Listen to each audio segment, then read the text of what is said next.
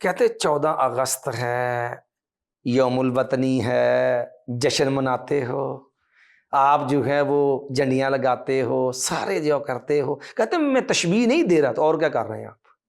کہتے نہیں میں ان کو صرف سمجھانے کے لیے. تو تشبیہ ہوتی کس کے لیے، مثال ہوتی کس لیے؟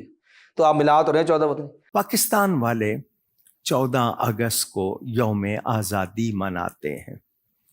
پاکستان قائم ہوا، جھنڈے بھی لہراتے ہیں، قمقمے بھی روشن کرتے ہیں، کھڑے ہو کر قومی ترانہ بھی پڑھتے ہیں، خوشی مناتے ہیں.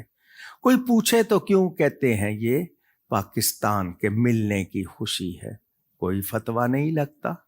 عید الوطنی کہا جاتا ہے، دنیا میں لوگ مناتے ہیں.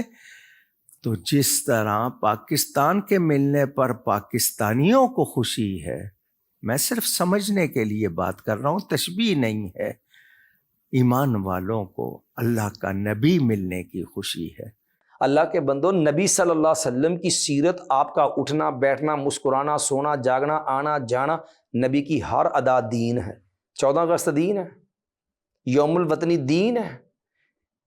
یہ امر دنیا ہے، معاملات میں آتا ہے، اور اس کے اندر بھی شریعت کے دائرے کے اندر قلبی خوشی فرد، اس کا کوئی منکر نہیں ہے. لیکن 14 اگست یا یوم الوطنی سعودیہ کا ہو، پاکستان کا، اس کے اندر بھی بھنگڑے ڈالنا، اس کے اندر باجے بجانا، اس کے اندر جو ہو ہا کرنا، اس کے اندر بھی کسی قسم کی خرافات، ہم اس کو بھی قطعاً دین نہیں کہتے، اس کو بالکل حرام سمجھتے ہیں، جس طرح ہم دیگر خرافات بدعات کو حرام سمجھتے ہیں. ہاں، شرعی حدود کے اندر رہ کر شکرانے کا کوئی معاملہ کرتا ہے، نعمت ملنے پہ شکرانہ کوئی معاملہ، کوئی نفل پڑتا ہے، وہ جو معاملہ پڑھے، لیکن اس کو بھی خاص 14 اگست کے ساتھ خاص کر کے پڑھنا، یہ بھی کوئی جو ہے وہ شرعی مسنون طریقہ نہیں ہے.